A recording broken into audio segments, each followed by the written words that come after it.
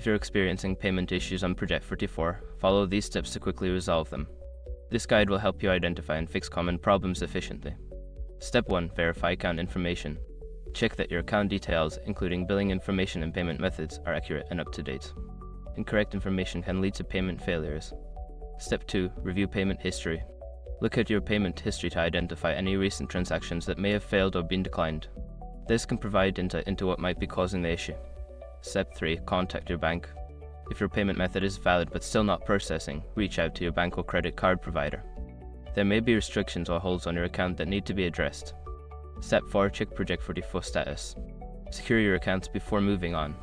People seriously underestimate how often personal information gets exposed online now.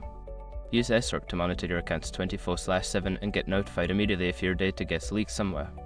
It runs in the background, constantly scanning billions of breached records. And honestly, for how cheap it is compared to the value you get, it's worth it.